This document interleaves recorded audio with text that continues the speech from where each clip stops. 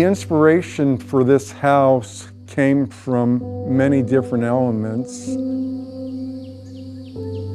A design is an emotional or spiritual element, which is the way one perceives space and feels about different things.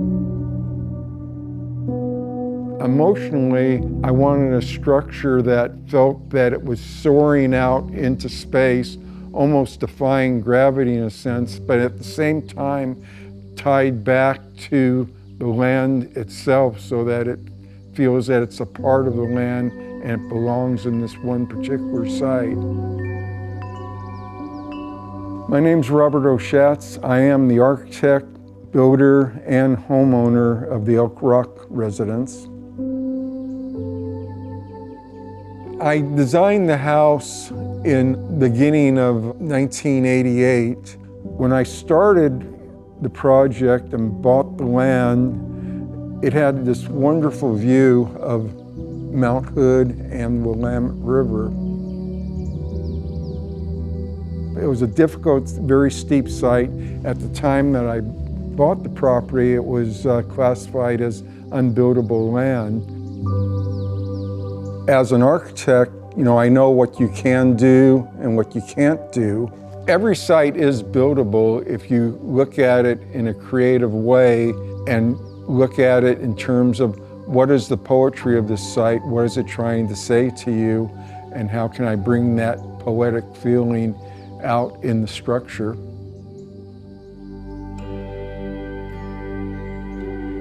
I acted as my own builder on it, and what I did was I hired a young man who never built a house before, but he was a handyman and he knew a little bit about concrete work, a little bit of framing, a little bit of everything. One of the really wonderful things about him is that he had experience, working with kids that were in drug rehab programs or high school dropouts. So we brought these kids on and gave them the tools and directed them on how to build the house. The construction of the house was far simpler than what it appears to be when you see it.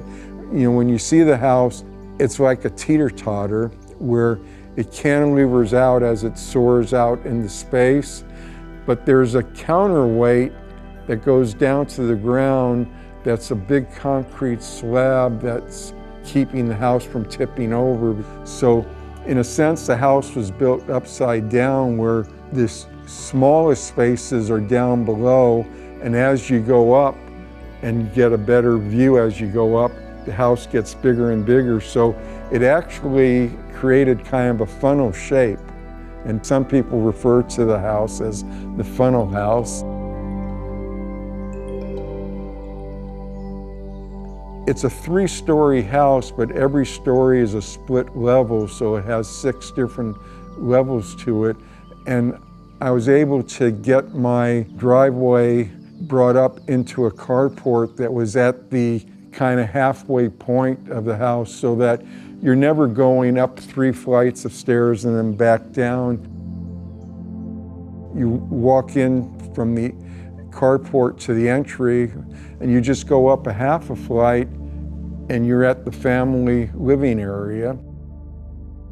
Or from the entryway, if you went down a half a flight, you'd be at the children's bedroom level. Once you get to the community living, dining, family area, there's another half flight you can go up to, and that takes you to the primary bedroom area. And that level, you have a sitting room first where you can watch TV, or there's a desk behind some sliding doors that can open up. Behind that then becomes your sleeping area, your dressing room, and your main bathroom facility. All these different levels have their own balconies and exterior connections to the outside. And I also have my own architectural studio in the house, which is the lowest level of the house because that's the smallest space in terms of area, but that has a separate entry so that I can say I actually have to walk to work every day.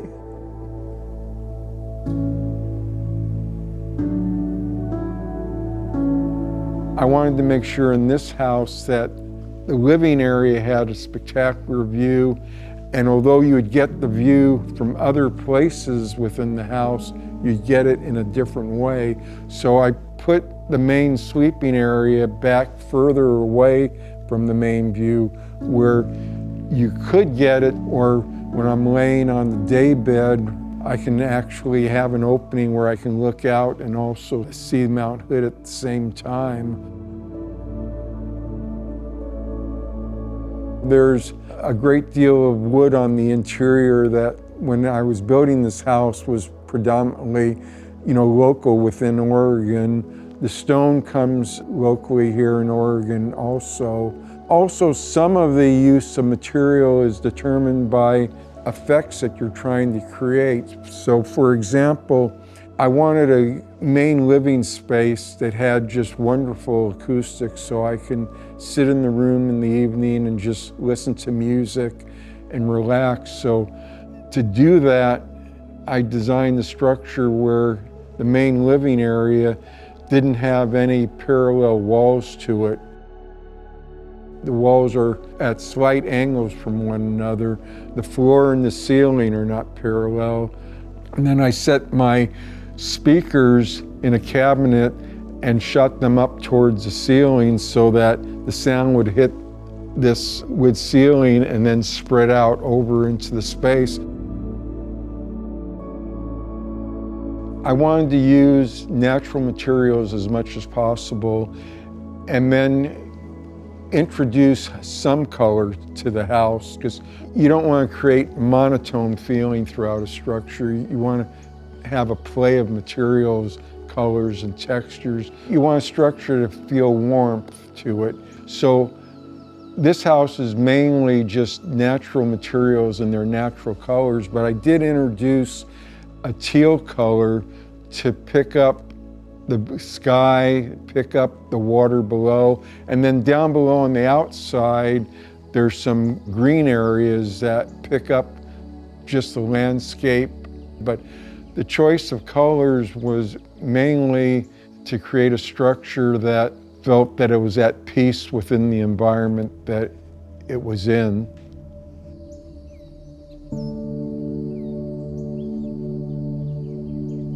When I'm designing a house, I'm designing all the furniture within the house as I'm doing the preliminary drawings.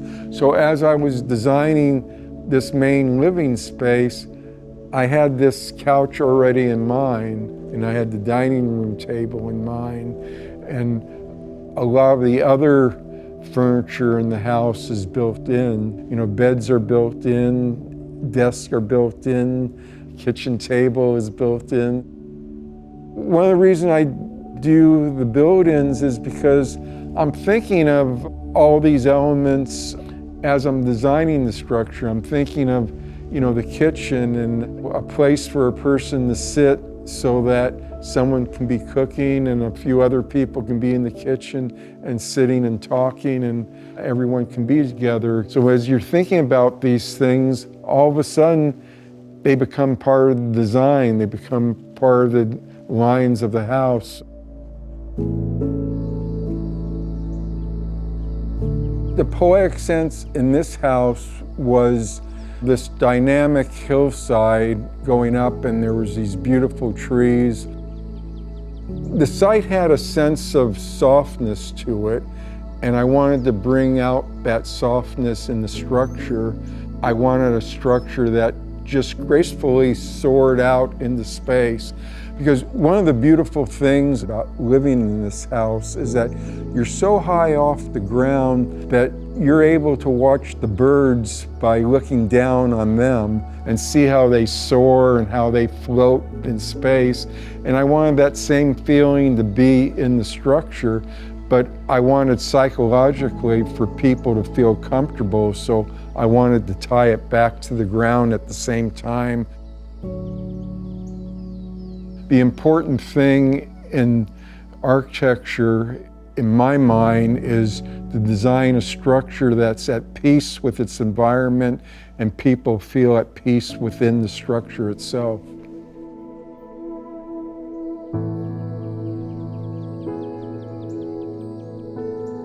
After I completed the house, I realized that I've always dreamt since childhood of living on water or by water, and I realized that this might be the closest I ever get to water, so I decided to stay in the house and live in it, and I've been in it now for about 33 years.